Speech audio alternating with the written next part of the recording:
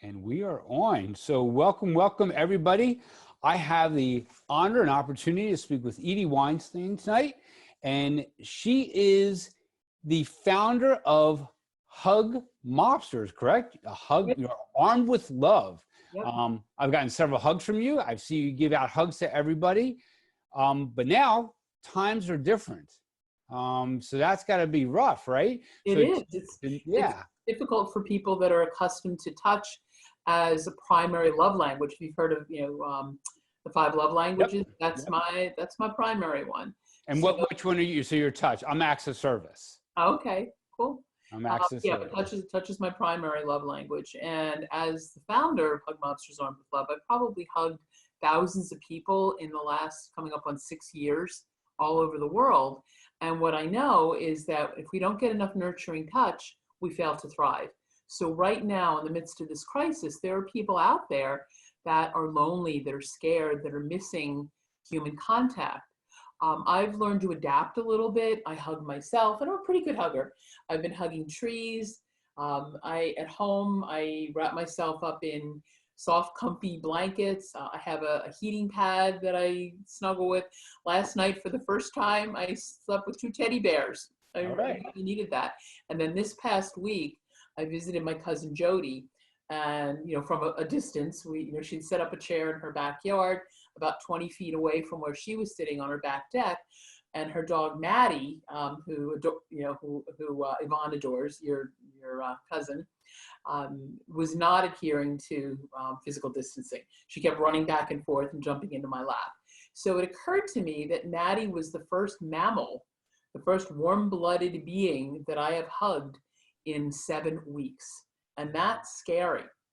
When you think about that, for somebody who is as tactile as I am, it was such, it filled my tanks up for a little bit longer. But I think about people that don't have access to any other living, breathing being. And for them, it's even harder. Right. So before we get into this, I want you to share with everybody your background. So I want them to know the education background that you have and why we're going to talk tonight about the importance of taking care of the caregiver. Absolutely. So, shoot. Thank you. I am a licensed social worker, an MSW, LSW, and I'm also an interfaith minister. So my work is psychospiritual, is what I call it. I'm also a journalist, an editor, an author, a speaker. I do a whole bunch of different things. But when it comes to what we're going to be talking about tonight, I've also been a family caregiver.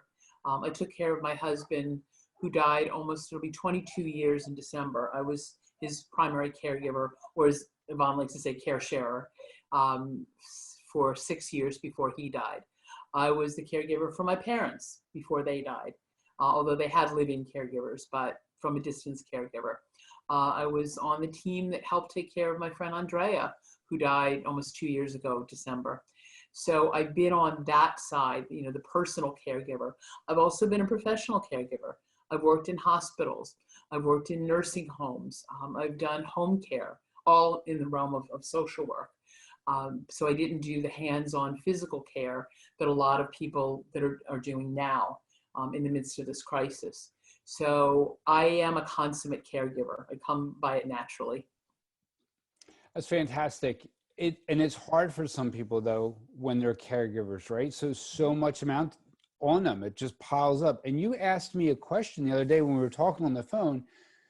You asked me, as a caregiver, how are you affected, physically, mentally, spiritually? And I remember I said to you, I really don't think about it spiritual wise, because I compartmentalize everything. One, as a male, we have a tendency to compartmentalize everything. Everything goes in this little square and this little square. But also as a clinician, right? I have to compartmentalize to protect myself as well. So I really didn't have an answer for that. So what are you seeing with, our healthcare workers? How are you helping them? Well, I am a psychotherapist, and part of my work, thank goodness, all of my work now is telehealth, which means I don't sit physically face-to-face with my clients, but we talk the way you and I are talking right now. We use a special platform called Doxy, DOXY.me, which is kind of a cutesy way of saying doc, see me. So I've been doing that for the past month, I think, seeing clients that way. And some of them are caregivers. Some of them, have to go out to work. Some of them are service workers, that they work in supermarkets. Some of them are delivery people. I have one client that that drives a garbage truck. And I have friends who are doctors, nurses, technicians. What else? I have a friend who's a PT. So I see what they do every day. And I think, thank goodness I'm safe at home.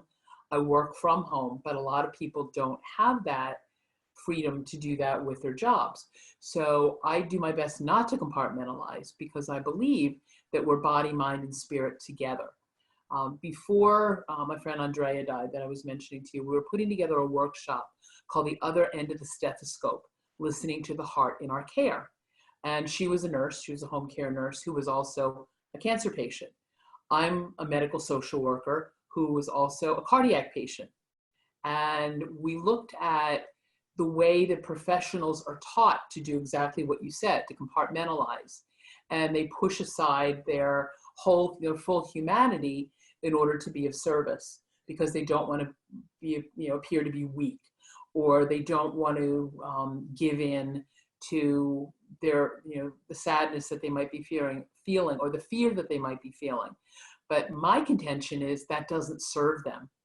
And we talk about how in the midst of all this, there are people that are going to be experiencing trauma, PTSD symptoms, once this is all over, whenever that's going to be. And I think the biggest population that's going to happen with, in addition to people who already have pre-existing mental health conditions, is going to be our frontline people. The people that are holding the hands of patients in lieu of the family member holding their hands while they die. There's a video that I saw of this nurse, and I don't know if she's local to us here in Pennsylvania, but she wrote a song about that. And it gives me goosebumps even to think about it, where she was saying to a dying patient, "I'll be your daughter. Your daughter can't be here with you, so I'll be your daughter." And I'm choking up just talking about it. So I encourage those people that are caring for folks, whether or not they have COVID, to let their full human feelings out. Gotcha. Because otherwise it's going to come back and bite you in the butt big time later. So what are your thoughts on to those individuals who will suffer with post-traumatic stress because they can't get to their family with a loved one who's dying?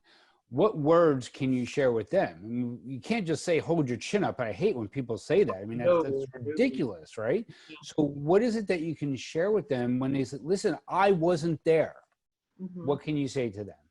What I could say to them is, let yourself feel every emotion connected with that, whether it's sadness, whether it's anger, whether it's frustration, whether it's guilt. Even though they have no control over it, people still have guilt over, I said, no, you can't. There was an article that I saw about these two nurses that worked for Einstein, and their father was dying in the same hospital where they worked, and they were not permitted to see him. And that's horrific. That one of them said she deliberately worked more hours so she could be in the same building where her father was, even though she couldn't even go onto he was in the ICU, couldn't even go onto the unit. The other said, I can't be there. I can't work because it's so hard not to be able to see him. So what I would say to those who've lost loved ones, or whose loved ones may or may not recover, but who are in the hospital or a nursing home, is to say, just be human, whatever that means to you. And I'd encourage them, I believe, and I don't tell anybody what to believe spiritually, but I believe we can communicate with people here, in our hearts. So as a loved one may be dying, to say, I'm here with you, even though I can't physically hold your hand, even though I can't wrap my arms around you, I'm here with you. And the other way too, that if the family member believes that their loved one is here with them, talk to them. To say, please forgive me for not being there, but I couldn't. I wasn't able to be there. I would encourage people that have lost loved ones to find a good therapist, to go to a grief support group. And I imagine now that there are going to be unique grief support groups for people that have died from COVID. for family members of people who died from COVID. Yes. I can see that being a niche. I hate to say market, but a niche kind of group. Right. I definitely agree that will happen. And I think, like we talked about before, that asking for help is not a sign for weakness. And in fact, asking for help is great strength, right? It's knowing when you need help. And, for our healthcare workers, I think that's really important, that so much is piled on them that they have to ask for help so they can move forward. Because if not, they can get just stuck. Yeah. Oh, absolutely. I had to do that last week. Now, most people who know me, even before this, would say that I'm the caregiver. I'm the rock that everybody leans on. I'm the go-to person. And unfortunately, back in 2014, when I had the heart attack, the rock crumbled. But I reestablished it. I put all the pieces back together. I said, "Oh, I'm okay. I can do this. I can do." 2 years ago, I had pneumonia, and I said, I know what some of those symptoms that people are going through now feel like. I'm not doing that again. So I am on my own. I live alone. My son and daughter-in-law live about 20 minutes away, and I have a newborn 3-month-old grandson who, up until this started, I was there to take care of 2 to 3 times a week. And I have not been able to hold that child in 7 weeks. So they send videos and pictures, we FaceTime, and I started having, I wouldn't say panic attacks, but at least moderate anxiety, and I am not prone to anxiety, and I could feel the palpitations going. So I had to knuckle under, in my mind, calling it knuckling under, and I called them and I said, in my mind, a parent's job is to take care of their child. It's not the child's job to take care of their parent unless they're sick, but I need you guys. I need to talk to you every day, every other day, at least to get me through this. And I need to see that baby, even if it's just on the phone. So they said, my daughter-in-law, God bless her, said, call anytime. So we've been communicating pretty much every day or every other day, one way or the other. So it was a big stretch for me to ask for that kind of support for my adult children when I hadn't thought that I should need that. They're there to take care of me. Like when I had pneumonia, they helped me out. They're concerned about my well-being. I had a recent hospitalization right before this started. Thank goodness I was in the hospital. And, I was tested for the flu and tested negative for it, but I had 103 fever. I had palpitations. I had nausea, and kidney stones, all of that. So when I came out, I said, I'm just going to go back to my regular routine. And my body said, no, you're not. You're going to slow down and you're going to take care of yourself, partly so you can continue doing your job, taking care of other people. And because I admitted to my son and daughter-in-law that I needed their support, I felt freer than I ever have before. And I haven't had those, the anxiety level has gone down a little bit. It's still there. Right. The self-care is extremely important. Oh, yeah. Physically and mentally as well. I think that's really important. It's the story of when the oxygen mask drops down, you got to put it on yourself first so you can help others around you. So if you don't remain healthy, you're not helping anybody. Again, mentally, physically, spiritually. And let's talk a little bit about what pets give us, right? So that's really important. So my godchild, she's a nurse and she got COVID and she's home and for like 2 weeks, and she has a dog, and somebody said, let me come over, I'll take care of the dog. And she's like, no, this is the only physical warm-blooded touch that I have. So I feel pets play an important role. How do you feel about pets? Absolutely. And I don't have any animals here. I used to. The last time I had one was when my son was 14 or 15. And I decided not to adopt any other animals because I'm too busy. I'm not home enough. I mean, now I am, but I wasn't before. But I have clients that have animals. And one of the cool things about telehealth is that I get to see their homes, and they've been introducing me to their dogs and cats, like holding it up to the screen. And I was saying to one of I think it was a teenager client, the dog's getting a lot of attention. She says, yeah, the dog is our therapy animal for the whole family now. you know. So I think any warm-blooded being that you can snuggle up with by consent, if it's a Right. human. Well, animals too. They'll tell you if they don't want to be hugged or snuggled.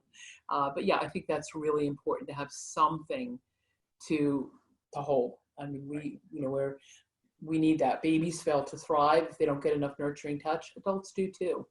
So I think there are going to be a lot of touch deprived people out there. And my prayer is that we're going to find a way to be able to connect this way again. Because, it's a shame that the very thing that sustains us right now, we're feeling is a danger to us. And I don't know when that's going to change. Well, it's going to change. So clinically is going to change, But and it's going to take somebody else seeing somebody else hug and go, you know what, I'm not worried about it. right. I don't want to get off on a tangent of what numbers are right and what numbers are wrong. We know people who are sick, end of story. We got to take care of ourselves. That's really important. It's true. It's here. So that's really important. But I think we will get back. I think you will be hugging once again. I mean, in my business, it's tremendously about going knee to knee and figuring out what's going on and find the root cause of dysfunction. It's a matter of that touch. I mean, when you're working on muscles and tissue and fascia, and you're talking about something that aggravates them, you can feel the Yeah. tightness in tissue, right? So I think we will get back to it. We have to get back to it. I don't think as a society we're going to be able to grow if we don't get back to that, because it's going to seem like everyone is suspect, right? And we have to move past that. Because you know what? Right now, somebody sneezes, they're like, Right. right? So we're going to have to move past that. And caregivers don't get that choice, right? They're in it to win it. They don't get to say, I'm done. I mean, when I was taking care of my father who was suffering with cancer, there was no time where I can say I'm done, Right. right? You're in it to win it, as they say, right? So you can't walk away from that. So from your perspective, a caregiver who's just so overwhelmed, what's one of the first steps they can do? We talked about, of course, reaching out for help, but what else can they do when they leave that place where they're taking care of that person? What is the next step they can do to help themselves? Cry. Have a good cry. And not see any shame in it, whether you're male or female. You just let yourself wail if you want. I know people that on their way home from work cry in their cars. I've had a couple of good car cries, when I was going to my office to drop off paperwork, and I haven't done that in several weeks. So, when I've gone out in the car, I've had some good cries. What else? Talking to people face to face like this, knowing that there's life out there, that there are still healthy people out there. Because if you're working, I imagine, in a hospital setting where the only people that you see are either your colleagues masked and gloved and helmeted and gowned, or you see people, I hate to say, on their deathbed, you're going to start taking that in. It's vicarious traumatization. So that if you're seeing somebody suffering, if you're a sensitive person at all, you're going to take some of that with you. The other thing that you can do, and I've done this in less dire situations, when you take a shower, besides cleaning off bacteria, virus, whatever it is you might be able to clean off, imagine that you're cleaning off the fear, the anger, the sadness, the loss, and just let it go down the drain. And when you're rubbing in soap, when you're kind of going like this, imagine that you're rubbing in love and safety and protection and health and well-being and peace and all the things that you feel like you're missing right now. So let every cleansing experience, like washing your hands, same thing. You're washing away the bacteria and the virus, but you're also washing in love. My hands are not chapped, which is really weird. I've been washing like crazy. So I've been washing in a lot of love when I wash my hands. Nice. I encourage caregivers to remember what they love, what brings them joy, because it's kind of hard to go from that kind of experience where you're watching people die all around you back to your daily life outside of work, where you might either be alone which has its own limitations, or with your family that, they don't want to bring home the virus, but they also don't want to bring home the sadness and the grief. So I'm not saying stuff it when you come home, not by any stretch. So if you're living with people, whether it's a partner or a friend, a family member of some sort, make an agreement that you'll be able to talk about your feelings, to help them see this is what I deal with every day, and I don't want to carry it. I don't want to stuff it and then have it spill out in the form of anger or neglect in my home. My home is a safe haven. Right. So that's something I'd suggest to them too.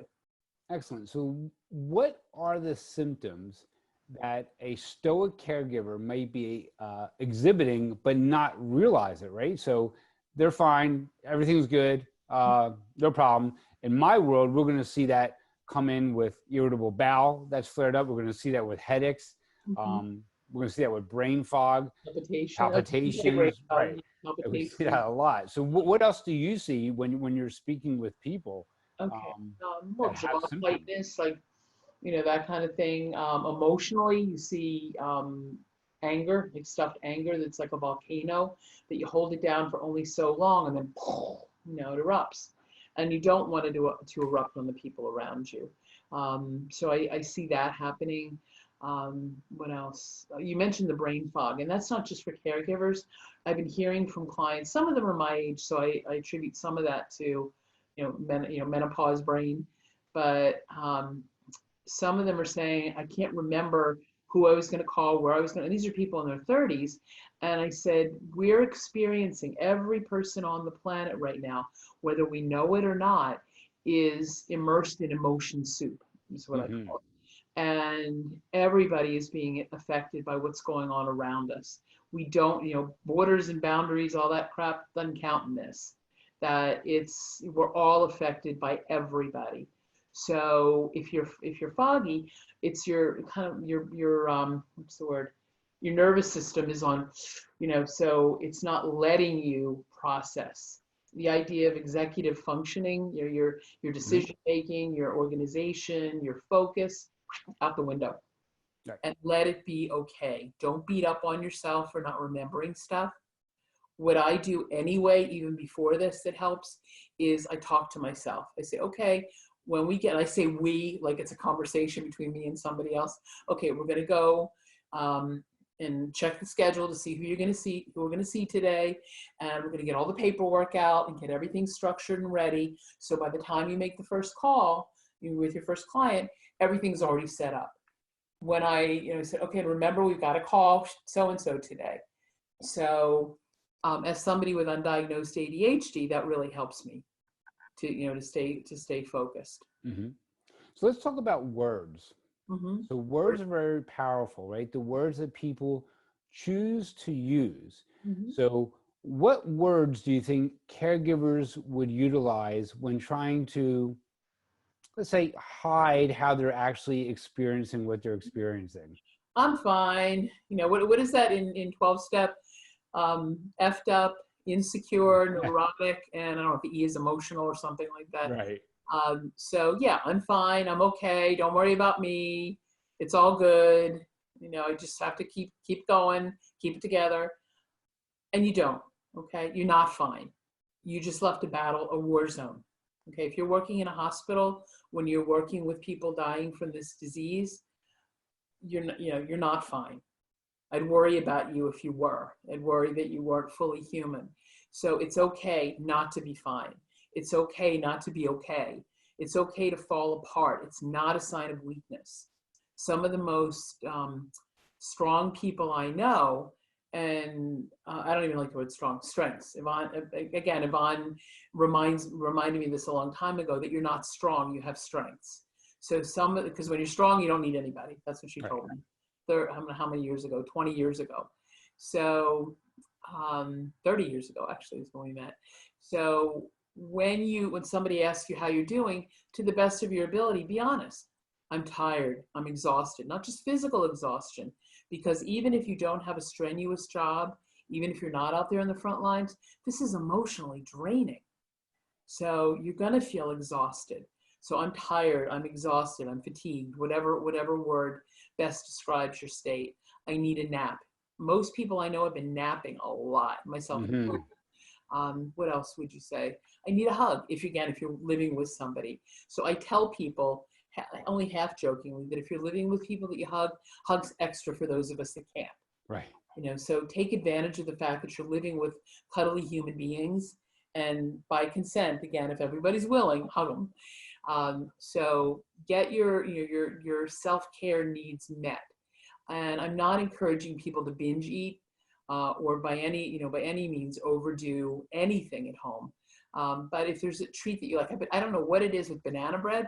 People have been making banana, like hoarding toilet paper. They're making banana bread. I have no idea why. I looked up the recipe. I have bananas, but I don't have some of the other ingredients, so I'll have to pass. But because I don't feel like I need to go out to the store to get ingredients to make banana bread. I'll wait till it's all over. So do something that that you like. People have been eating more comfort foods. Mac and cheese keeps coming up too for people. And I have one friend, Bill, who makes these gourmet meals, takes pictures of it and describes it. And he said that after this is all over, he's going to have a dinner party and make some of his gourmet food. So the other thing I encourage people not to do, please don't self-medicate with alcohol or drugs, because the liquor stores are still open. And yeah, I know it would be hard if somebody's used to drinking a certain amount to go cold turkey, but for people that use alcohol now to say, okay, well, I'm home, so I'm not driving, or this is a tough time, so I've got to turn to alcohol. If you can help it, don't use alcohol as a coping mechanism, and don't use drugs as a coping mechanism. That's really important. The other thing that's so important, again, whether you're a caregiver or whether you're a civilian, at home dealing with this, there is a higher incidence of domestic violence among people that are quarantined together, because there's really no outlet. And I heard also, bizarrely, that there are fewer PFAs, protection from abuse orders, partly because people aren't reporting it. Mm-hmm. People aren't seeing it. My concern is for people that are stuck at home with the perpetrator, with the abuser, whether they're an adult or a child. So if anybody listening to this is in that situation, reach out for help. There are hotlines. The other thing is, sorry about that, about the sound in the background here. Okay. The other thing I encourage people to do is if they're having suicidal thoughts because of this, and they are. I just read something today about an ER doc who killed herself because yes, I saw that. Experiencing. So there is, I don't have the number off the top of my head. I can look it up if you want, but there is a toll-free suicide prevention hotline. So let's just see, suicide prevention. I don't know which of us can do this first, but call suicide hotline. It is. Okay. And what we'll do is we'll put it up here as a link. There it is. Okay. So it's 1-800-273-TALK, TALK, 1-800-273-8255. It's a suicide prevention hotline. So these are people that are all over the country. You don't know whether you're going to be getting somebody local or not. You just dial that number, and a hotline worker will pick it up, and they'll hear you out. They'll listen to you. So Excellent. That's important too. If you're not in therapy and you feel like you need it, call. If you have insurance, call your insurance company, find out who's in network. If you don't have insurance, there are community mental health centers that can do work on sliding scale, but reach out to somebody. You can't do this alone. You have the burden to bear. It is. And you had touched on nutrition in the aspect of people are making banana bread and are doing these incredible kind of foods. Yet nutrition plays an important role in our caregiver, because that caregiver needs a tremendous amount of energy. So I often tell people, listen, if you're going for the mac and cheese, try to make it as healthy as you possibly can. And it can still be comfort food. So you can have a healthy food that's healthy and also act as comfort food. Hey, lots of water. Right, lots of water, right? That's really important. So we have a tendency, being in our house, not to drink water, right? Because if you're working on your computer, you just get involved and you don't step away from it. I tell everybody you got to get up at least every 20 minutes. Yep. And I know people are following certain kinds of diets. And the one diet I will say, if you really want to keep your mental health, is you should fast from news. I don't think news gives you anything whatsoever on any healthy level. I agree. Period. Yeah, I don't watch, I call them the stress conferences instead of press conferences, Right. because they're really not helpful information. And this is not a political statement. This is an observation that the medical people are the ones who should be giving the information, and they're muzzled. They can't say what they really want to say. And this is, so, yeah, that's a whole another hour right, show on right. what you can say and what you can't say. I mean, look, we even see that on Facebook and YouTube, where they're not very happy with what some people say, and it's gone, right? Right. So, but that's a whole nother show that we can talk about. Mm-hmm. Tonight, focusing on the caretaker, your take on laughter. I think watching great movies that are funny movies are helpful. Mm-hmm. Not watching deep-seated drama movies, that's not helpful. Yep, I've been watching a lot of comedies, and I'm also a certified laughter yoga leader. What is that? Laughter yoga? Okay. Laughter yoga was created 24 years ago by a cardiologist in Mumbai, India, named Dr. Madan Kataria. He and his wife, Madhuri, who's a yoga teacher, used to go to a park in Mumbai, and they'd get together with their friends, they'd tell jokes, and they'd laugh. And it felt really good.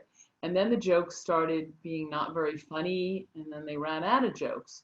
So he postulated, he says, what if laughter, just canned laughter with no purpose behind it, no comedy, no humor, because what would be funny to one person may not be to the other person.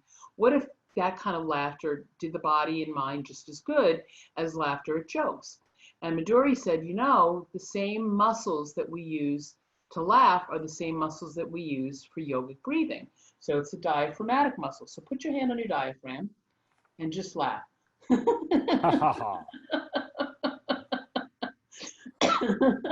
Keep going. And there's a cough there as well.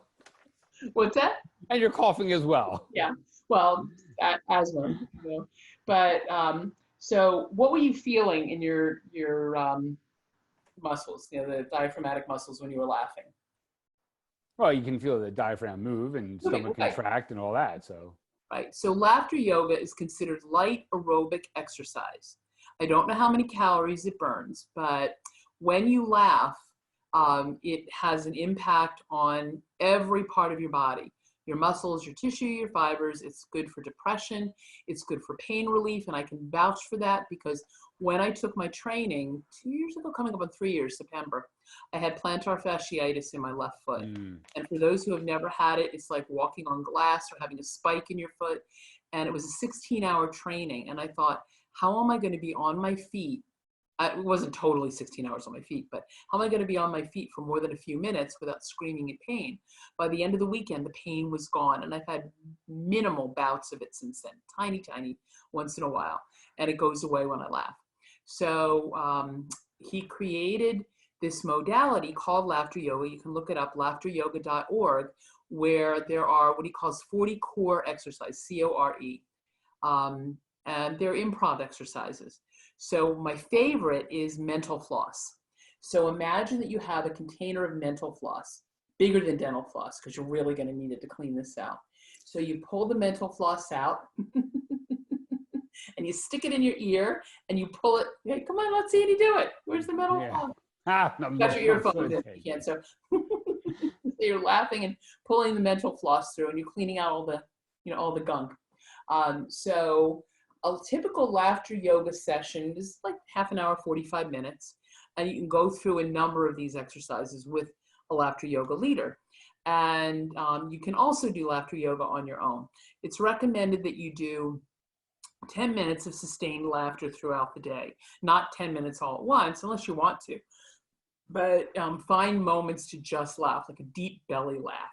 I do it in the shower. So if you remember the shower exercise that I was talking about before, so not just washing yourself, but laugh like that, So, if you're driving on the Schuylkill Expressway, for people that are in our area, or 95 or the Boulevard, you need to do that kind of laughter to prevent road rage. Yeah, that's for sure. We haven't come, I don't know if we've come up with Corona laughter yet. So if we did, I don't know what that would look like. I have to think about that. Coming up on, is it Saturday, Sunday? I forget when it is World Laughter Day. So there are going to be a lot of online laughter clubs getting together. So find a way to laugh your way through this. And it's not denial. Laughter is not denying the pain. It's helping you get through it. I've been watching, I don't watch much television, but I've been watching a lot of comedies. I've been watching The Goldbergs, what else? Big Bang Theory and Mom. I don't know if you've ever seen Mom. No. We're talking about addiction. It's a mother, daughter, and mother, daughter, and granddaughter. The mother and the daughter are both recovering alcoholics. So it's about watching what they go through, and it is really funny. You know, the kind of thing, like it's some of it's 12-step humor. If you've been to 12-step meetings, you know. So I've been watching those kind of things. I've also been listening to relaxing music. I've been watching some of the online concerts that performers have been doing. I watched that show, was it 2 weeks ago? I lose track of time now, obviously. But 2 Saturdays ago, there was that big concert, like a worldwide concert with big superstars performing. I watched that. I work out. We were talking about exercise. My living, you can't see it, but my living room is now my gym. I've got my yoga mat rolled out. I've got hand weights. I've got yoga blocks. I've got a stretch kind of band, and I've got this big, I don't know, rolled away too far, one of those big rubber balls that you can set up some push-ups on. It's all in my living room because I know if I put it away, I won't use it as much. So it's there every day, staring me in the face. So I have to use it every day. I do something every day. So I think that's helpful too. I take walks in my neighborhood. I took a walk through Doylestown on Saturday with my mask, appropriate distance from people. And it felt really good to just be with other human beings. So I don't, I'm not touching anybody. Again, Maddie, the dog, was the only living, breathing being I've touched. When I got home, I was visiting my neighbors across the street. We sat a distance away from each other on one of our neighbors' lawns, and it felt really good because, we don't see each other as much now. So they just had, two of them just happened to be out. So we talked for probably close to an hour, and it felt really good to be with other human beings. Yeah, that communication, that connection is really important. Have you tried Qigong? I know it. I've never used it. I mean, I have a friend named Peter Peterson who teaches it, but I haven't done it myself. But do you find that helpful? I think it's extremely helpful. Movement, balance, breathing, focus. Yeah. You surely can't go wrong, especially in a time like now. So I want to be respectful of your time. I'm fine. Whenever I'm good. What final words, or I should say semi-final, because I think we're going to do this again. What semi-final words would you like to share with our caretakers? Okay, to realize that you matter just as much as the people that you're caring for, and take care of yourself, not just so that you can take care of other people, but because you matter. And as a result of that, you're going to be better equipped to take care of the people that you love, whether they're your patients or your family or friends. You can't fill somebody else's cup if yours is bone dry empty. And some people get to that point. I got to that point, and I chose the people in my life to help me fill that cup back up. So find healthy ways to fill your cup. And the other question I want to ask people, that I ask people all the time now, who will you be when this is over? Who will you have evolved into when we can go back out into the world, when we can socialize without masks on and we can touch each other? How will you have evolved? So that's kind of a good question to leave. That's a great question. Yeah, and do it. If right. You say, I'm going to be more patient, practice patience now. I'm going to be more flexible, become more flexible now. I'm going to be more trusting, practice trust now. So all of those things, and know that you are not alone. Okay, that we are all in it. It's the only event that I can think of that the entire world is being affected by at the same time.